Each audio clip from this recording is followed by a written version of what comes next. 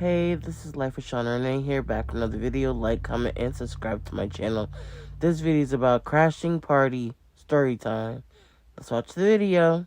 TikTok now has 10-minute long videos. Every slow-talking Southern person out there, can I get an amen?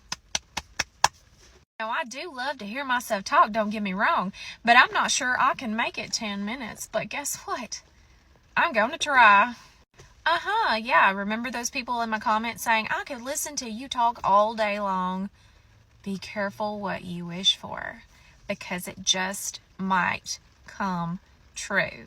I know y'all have heard some of my stories because I do live a very haphazardous life, and whenever yours truly is involved, I can guarantee you there's always going to be a good time had by all, and some crazy things that happen along the way. I'm sure you guys have heard the story about my little Disney World trip, where the happiest place on earth turned into a nightmare at Dino-Rama in Animal Kingdom. Yes, there was an entire bottle of baby oil, several ride attendants, and a large crowd of spectators involved. But I survived, and I'm a better person because of it. A lot of you know that I'm married. Some of you may not, but if you don't, I'm married. And we have been married for quite some time. And in those years that we have been married, I can count on one hand how many times we have gone out of town to celebrate our anniversary. But we were like, you know what, this is kind of a milestone, so what the hey, we deserve it. Let's do it. I get online and I book our stay at a highly recommended accommodation. This old building that had been renovated, and it was called a hotel / spa, but to me it sort of put me in the mind of a bed and breakfast. It had about 10 rooms. There was a large common room that adjoined the 10 / 11, 12 actual hotel rooms. And in this large common room was the bar area and the entertainment area. We check in, everything is wonderful. We unpacked, we get dressed, and we decide just to go ahead and walk down the street and go have us a nice little dinner. And then our idea was to come back a little early and maybe listen to some music and have drinks and whatnot. And then, just spend the rest of our night there. Mind you, when we check in, there may have been 2 other people that had already checked in when we had. So we were actually one of the first ones to check in for the weekend.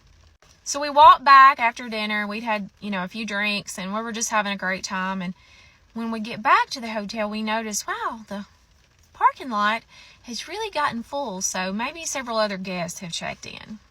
Given the amount of cars, though, that should have been our initial red flag, because doing the math, how many rooms there are, how many cars there are, what's going on. We're dressed cute. But we are not overdressed. I'm wearing jeans and a dressy top and some dressy shoes. My husband's wearing a dressy shirt, some jeans, some nicer boots. But I think he even had a ball cap on. Pretty sure he had a ball cap on. When you walk into the building, you go up a set of stairs and it opens up into the great room, which is the bar / entertainment room. And as we're going up the stairs, I started noticing a lot of voices and a lot of crowd noise, but again, never thought anything about it. Hindsight being 2020, when we got to the top of the stairs, I remember them saying something along the lines of, "Is that them? Is that them?" And they were just kind of quiet. We walk in, deer in the headlights. 100 people are staring back at us, and we were like, hey. They're like, oh, that's not them. So we just go on in and enjoy ourselves. Still, never occurred to me. I thought, wow, maybe this is just a happening bar that's open to the public on the weekends. So yeah, we're just going to join in on the fun, have us a great time. Get to looking around. People are really dressed nicely, sparkles and sport coats, and nobody's wearing jeans but us, okay? No one's wearing jeans but us. A drink or two later, and we get to chatting it up with the others around the bar. And at this point in time, it had occurred to me that they're all talking to one another, so they probably know each other.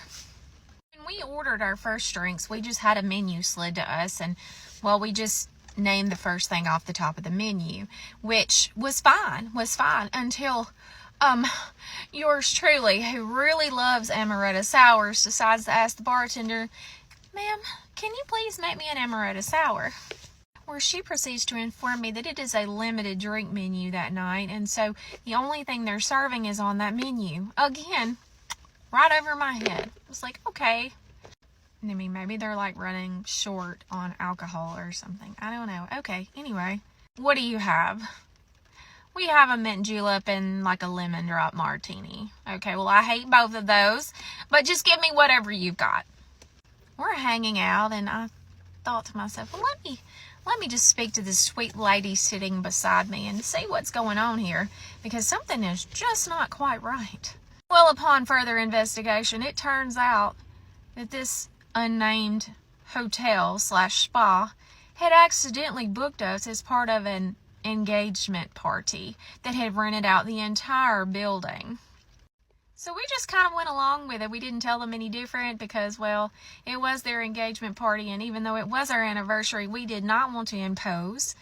So we just mingled and meshed and went along with everything. I did occasionally notice people in the crowd like whispering, like, who are those people? And I mean, I was like, you know what, if anybody asks, just tell them we're with Uncle John. They'll never ask any questions. Everybody has an Uncle John. At some point in time, the actual couple did make it up the stairs, and everyone burst into applause and congratulations.